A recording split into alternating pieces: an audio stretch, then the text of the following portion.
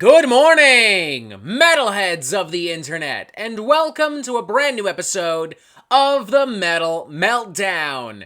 Today we are talking about the latest studio album from Judas Priest entitled Invincible Shield. That's right, guys, gals, and non-binary pals, the one and only Judas Priest, icons, pioneers, legends, masters of heavy metal music, so much so that arguably without them the heavy metal that you know of as heavy metal does not exist anymore. They have returned with their 19th full-length studio album and their first in nearly 6 years. And I think a lot of people are just expecting that I'm going to take a big, fat, steaming, stinking shit on this thing because I've become somewhat notorious for having the consistent and continuous audacity to criticize older legacy metal bands and singers and artists and such. And people have interpreted this in a variety of different ways. They've interpreted this as me being an ageist, as me being an ableist.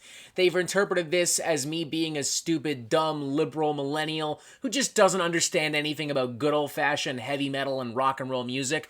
But also as me being like an old man who's stuck in the past and blinded by nostalgia. And it's all just so fucking silly for a multitude of reasons that we don't really have the time to really talk about today, here and now. And I bring this up because I want to make it very clear that I say what I'm about to say not because I'm a fanboy, not because I'm too old or too young or too this or too that, not because I want to appease people who make up ridiculous arguments to justify why someone on the internet would have the audacity to disagree with them. I am saying what I'm about to say because it is what I feel in my heart. This new Judas Priest album, Invincible Shield, is honestly pretty fucking great. This band has been kicking around for nearly 55 years now. In fact, their debut album, Rock-A-Rolla, turns 50 this year. Ian Hill and Rob Halford are 72 years old. Glenn Tipton is 76 years old. Scott Travis is 62 years old. And they sound just as good now as they did nearly 30 or even 40 years ago. Like, if this came out shortly after the release of Screaming for Vengeance or Defenders of the Faith or even Painkiller, I wouldn't have questioned it for even a fucking second. Like, there is so much energy and urgency to this music. This doesn't sound like the product of a band just doing this because they don't know what else to do at this point in their life. This sounds like something made by a band that still has something to say and prove. Rob Halford especially sounds fucking incredible. I'm genuinely in awe of his vocal performance on this album. His regular kind of mid-range singing voice is as gruff and as mean and as muscular and confident as ever, and his signature shrieking, screaming falsetto vocals are absolutely insane. I have genuinely no fucking idea how this man sounds this good at 72 years old.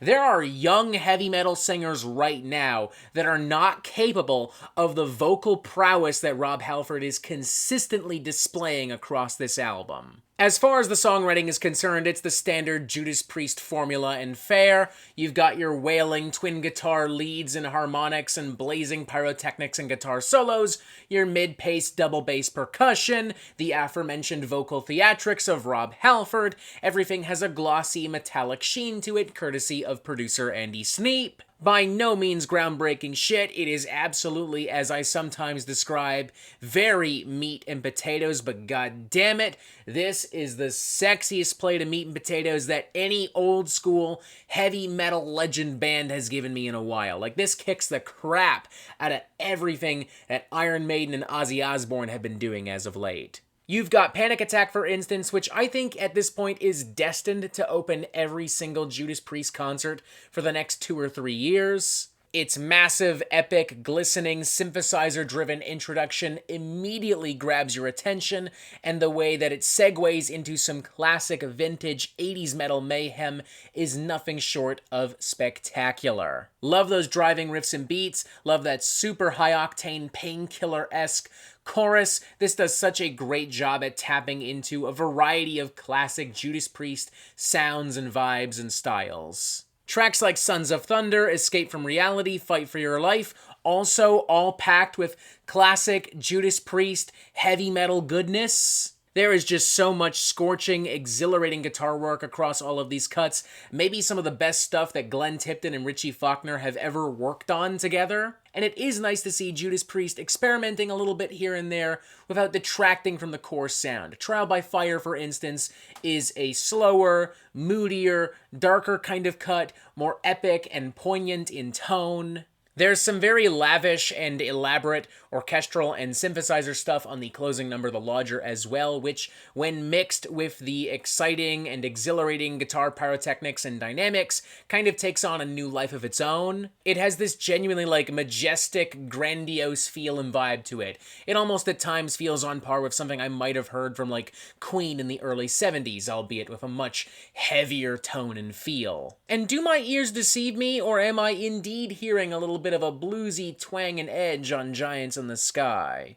Tons of great, deep, heavy riffs on this thing. The acoustic interlude is a nice touch as well. Gives this thing a little bit of atmosphere. I will say, though, that Crown of Horns is my least favorite of the bunch. By no means truly awful or incompetent, but definitely a very safe and basic and forgettable number. If I were to remove at least one song from this album, it would be this one. And while we're on the topic, this album could really benefit from having some excess fat and gristle being trimmed away. The standard edition of Invincible Shield is 11 tracks clocking in at 52 minutes long, and the deluxe edition is 14 tracks clocking in at 63 minutes long. That, in my opinion, for a classic heavy metal album of this sound and style, is simply way too much.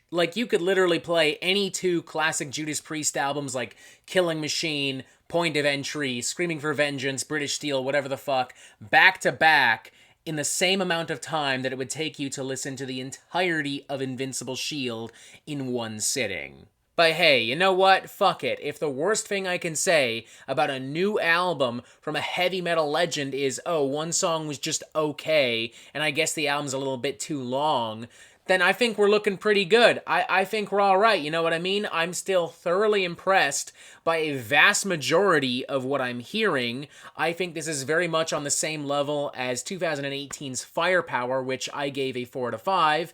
I would also give this a 4 out of 5. I think it's fucking great, and I think if you love Judas Priest, you're gonna fucking love this album. If you love classic heavy metal, you're gonna fucking love this album. As good as this is, there is a part of me deep down that is really hoping that this is the final album from Judas Priest. Because, look, let's just be honest here. These guys are in their 60s and 70s. I would love to see them retire in a couple of years and spend, realistically, statistically, the final years of their life with friends and family and loved ones. But hey, if they can keep up with this level of quality in another 5 years or so, when they're all 77 or even 80 years old, then fuck it, I guess I don't really see the harm.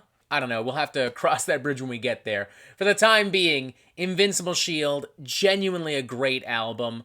Holy shit, 4 out of 5. Check it out. You're going to, because it's Judas fucking Priest, but just in case you weren't convinced, hopefully now you are, go check it out. And that is it for the Metal Meltdown. I'm not an expert, nor do I claim to be. So what do you think? Do you like this record? Do you not like this record? And what do you want to hear from me next? And thank you for watching. Make sure you press subscribe right here so you get updates on the Metal Meltdown immediately. Look, Uncle Melty's Kitchen. Look, something else. I don't fucking know. And as always, you have yourself a fantastic fucking day.